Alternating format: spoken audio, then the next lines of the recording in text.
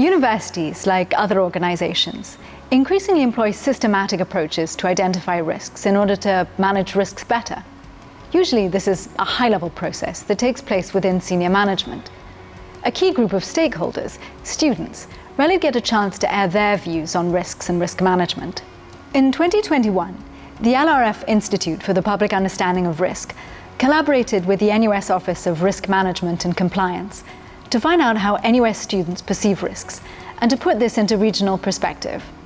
Undergraduates were asked to give their views on a comprehensive list of 36 risks, ranging from more personal level risks to broader global level issues.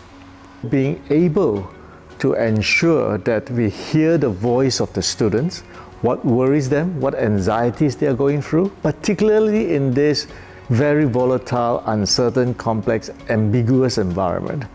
It is vital that we reach out to them and understand what is in their minds and what really worries them. To obtain additional insights into the regional risk perception landscape, the study was also disseminated to undergraduates in target universities in Malaysia, Indonesia, Thailand and Vietnam.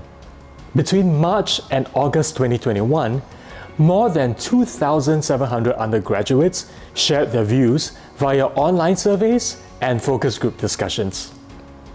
In the context of the COVID-19 pandemic, epidemics was unsurprisingly the top cause of worry across countries. Perhaps more surprising was the prominence of environmental issues.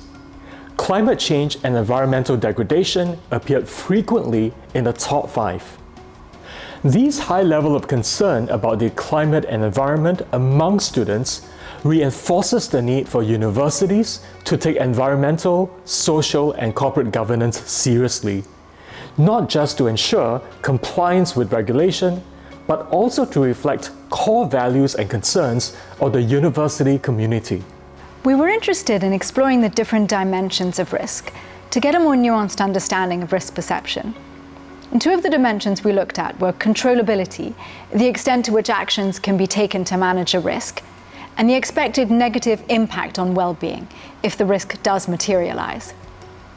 In addition to severe illness of the individual or their family members, we found that mental health challenges, sexual harassment, and discrimination were risks where students felt controllability was comparatively low, but expected harm was high. And this calls for greater attention to be paid to these sources of risk by managers and more guidance for students on actions that they can take themselves. We're working very closely with the newly set up unit called Department of Health and Wellbeing, set up under the President's Office to look at how we can support our students in greater measures as they go through this period of pandemic as well as into the future. We also have strengthened cybersecurity and done a lot more desktop exercises and drills to ensure that we are more adequately protected. IPUR is digging deeper into the dimensions of risk perception, trying to understand better how views on controllability interact with other dimensions of risk to shape people's risk perceptions and to prompt them to take protective actions.